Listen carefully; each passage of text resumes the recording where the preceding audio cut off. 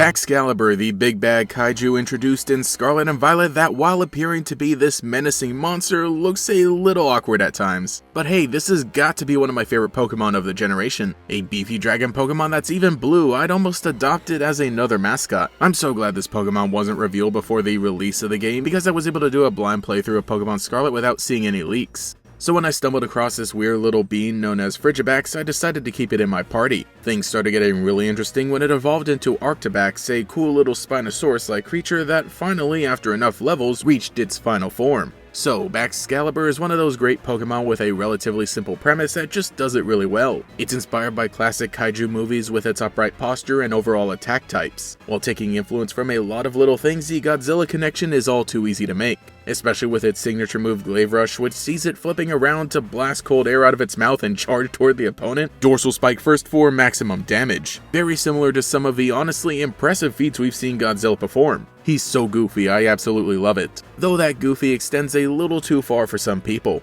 Yes, I absolutely love this Pokemon's design. I think it's very solid and has a pretty clear identity and inspiration that it wears on its sleeve. It's got a nice color scheme and some identifiable features that set it apart, though maybe a bit simple when it comes to the final evolution for a modern pseudo-legendary Pokemon. No dick, no balls, and probably no butthole since this guy feeds on radiation. And even though I like the upright posture because it's meant to resemble movie monsters that are basically men in suits, I kind of wonder what it would have looked like if Arctibax kept its dinosaur-like proportions upon evolving, because a legitimate Spinosaurus Pokemon would be pretty cool. That said, I don't really hate any of these and wouldn't count them as negative elements, but they all come together in this Pokemon's official key art to make it look pretty lame. This is an issue that actually plagues a few other Pokemon this generation, where their official art looks like it's in the same pose and from the same angle as the default 3D model. When it comes to the base image of a Pokemon's model, it can look relatively unimpressive, and that's just because this is the Pokemon in an idle stance before it has any animation, which tends to bring the much needed life into these creatures. But the 2D art is meant to capture a Pokemon's essence in a single image. This can't just have animations plugged in, it's gonna look like this forever. Similar to Inteleon from last generation, the initial leaks being a still image of the 3D model made it look boring or awkward,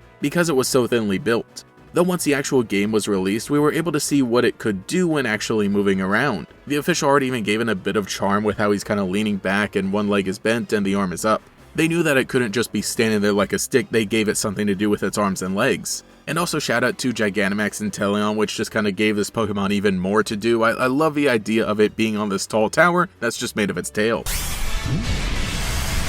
But back to the case of Baxcalibur, sure, we got to see it run around and be the terrifying king of the pocket monsters in the video games, but once the official art was revealed, it kind of widely changed the narrative of just how good this Pokemon's design was, because I really do feel like it's simply a matter of posing. In the years since the games have been released, Baxcalibur has made its way into the trading card game, and I couldn't be happier with how it's represented here. In the standard art for the Paldea Evolve set, it looks pretty cool, blasting a bunch of super cold air mid-attack. While in the pre-release promo art, it's basically just standing there, but here you can see how just a few tweaks to the posing can make it look impressive. In this art, it almost leans more into the dinosaur physiology with how its neck is curved and tail comes up. But also it's got to have one of the craziest illustration rares. Really, the whole line has some trippy pieces that all go together, and ending in the final evolution doing its signature topsy-turvy ice blast really makes it worth it. And speaking of Baxcalibur in the trading card game, boy, this thing has got to be one of my favorite cards. I've always gravitated toward water decks anyway, and with how Baxcalibur is able to accelerate energy with its super cold ability, alongside powerful attackers like Chien-Pao EX, makes for a pretty simple but very cool deck. Subscribe to my second channel for pack openings and be on the lookout for TCG live streams, boom! I'm really happy I was able to attend a Paldea Evolve pre-release event because the randomized deck that I got actually did have the Baxcalibur inside it, so that's the deck I played for that event. So now I have a really cool standard art, the pre-release promo version, and even the illustration rare. I just love that I own these cards. Anyway, all of this just further contributes to why I really love this Pokemon. I've also really gained an appreciation for ice Pokemon as of late. If you've seen some of my videos I put out this year,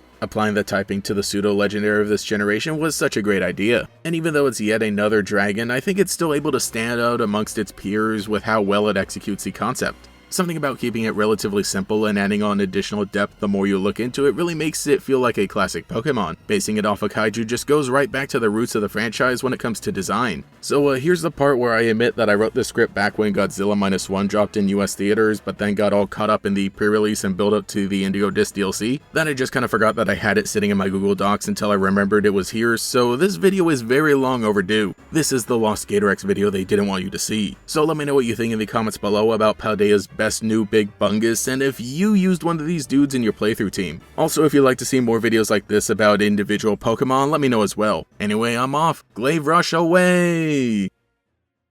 Thank you to every channel member for your continued support, especially the great Gators. The One Girl Into Video Games, Pio the Genius, DeAndre, 961 Pro, Justin Dowes, Moth Ballard, Mathaclock 947, Lockadox, Nomad Nobi, Alex Swiss Cheeseburger Lasers, Pastel Blood, Taijirai, Justin R, Volity, Cosmo Zero, Phantom, and Quago. If you would like to support, see your name here, get access to emotes for comments, live streams, sometimes early videos, and hey, a new members-only podcast, you can become a channel member today. You can also follow me on Twitter as well for more memes. Anyway, this is Gatorex, and I'll catch you all later. The world's biggest heavyweight is back!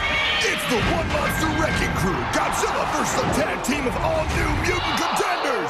Will Godzilla have to register his feet, tail, and atomic breath as lethal weapons? Be ringside for an all-new Godzilla today at 9:30 on Fox Kids!